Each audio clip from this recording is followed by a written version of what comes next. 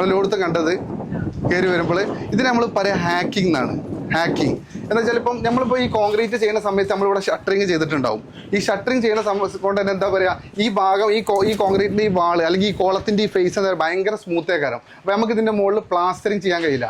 So അത് ചെയ്യാനും plastering നമുക്ക് ഇതിൻ്റെ കൂടെ നല്ല ബോണ്ട് കിട്ടാൻ അല്ലെങ്കിൽ മേസൺട്രിക്ക് എന്താ ചെയ്യുക, കറക്റ്റ് ക്രാക്ക് വരാതെ നല്ല ജോയിൻ്റ് ആയിട്ട് കിട്ടാൻ, അത് തമ്മിൽ നല്ല ബോണ്ട് കിട്ടാനും വേണ്ടി നമ്മൾ കൊടുക്കുന്നതിനാണ് എന്താ പറയുന്നത്, ഹാക്കിംഗ് എന്ന് പറയുന്നത്. ഈ സാധനം ശരിക്കും കോഡിൽ ഇതിനെപ്പറ്റി അങ്ങനെ പറയുന്നൊന്നുമില്ല, അങ്ങനെ ചെയ്യണം എന്നുള്ളത്. ഇതൊരു സൈറ്റ് പ്രാക്ടീസാണ് നമ്മൾ.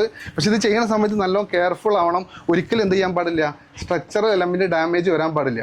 നോർമലി നമ്മൾ ഈ ഹാക്കിംഗ് ചെയ്യാന്ന് പറഞ്ഞത് 3 mm to 5 mm ചെയ്യുക. ഓക്കെ, ഒന്ന്. രണ്ടാമത്തെ ഇതിൻ്റെ ലെങ്ത് എന്ന് പറയുന്നത് 30 mm to 50 mm മാക്സിമം ഉണ്ടാവുള്ളൂ. ഇതൊരു 1 meter ലെങ്ത്തും 1 meter ബ്രെഡ്ത്തുള്ള ഇതെടുത്ത് നോക്കുകയാണെങ്കിൽ നോർമലി ഇതിനുള്ള എന്തുണ്ടാവും, 300 to 350 എണ്ണം നമ്മൾ എന്ത് ചെയ്തിട്ടുണ്ടാവും, നോർമലി ഹാക്കിംഗ് ചെയ്തിട്ടുണ്ടാവും. ഈ ഹാക്കിംഗ് എങ്ങനെ ചെയ്യുക, ഒന്നെങ്കിൽ നമ്മൾ ഹാമർ യൂസ് ചെയ്തിട്ടാണ് ഇങ്ങനെ എന്ത് ചെയ്യുക, ഇങ്ങനെ അടിച്ചടിച്ചാണ് നമ്മൾ എന്ത് ചെയ്യുക, ഹാക്കിംഗ് ചെയ്യുക.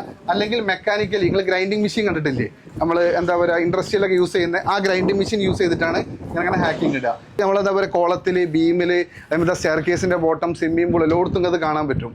ഓക്കെ, അപ്പോൾ അതിൻ്റെ പേരെന്താണ്, hacking. Well Fabs Academy. Learn, build, achieve.